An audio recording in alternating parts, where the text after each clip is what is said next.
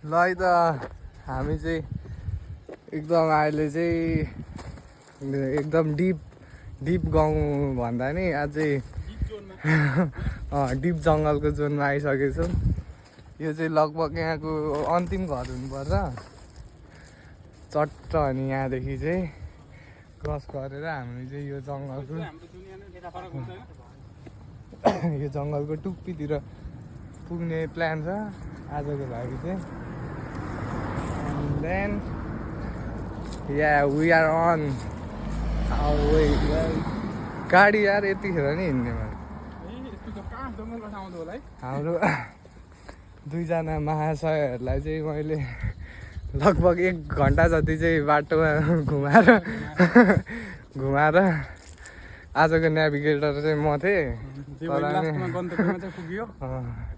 1 घन्टा जति चाहिँ दामी घुमियो हाम्रो सबिनजी चाहिँ एकदम प्याक भएर पानी भन्ने भइसक्यो। सबिनेको पसिना निक्लिसक्यो।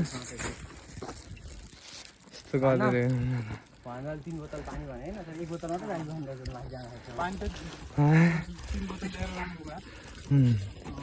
पानी बोक्नुको लागि नि अनि जिगर चाहिन्छ नि त। जिगर फेरि केटाहरूको खै देखाइदेऊ न, बाइसेप देखाउ न।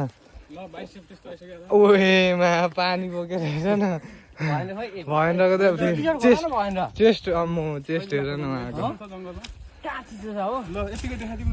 ओए चस्मा मेरो त छैन, मैले त रक्सी मात्रै बोकेको छु।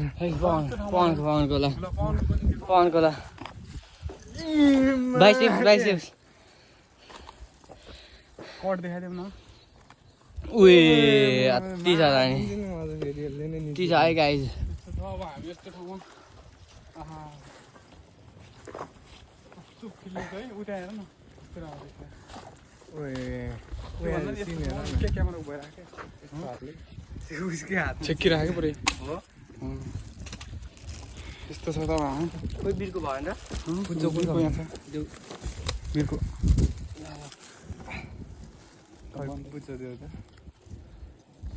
लगाउँ।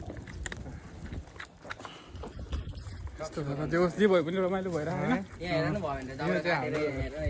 माटोको नेपालको घर दाउरा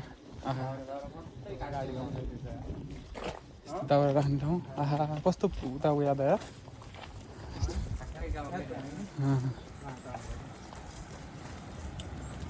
एकदमै इन्जोय हानेर त्यो सोलरको पाता जस्तै छ है। कस्तो धेरै कति धेरै रहेछ है। यस्तो कति राम्रो ठाउँ यार है, जङ्गल यहाँनिर है टक्क है त। माथि पनि घाम दिन ल अब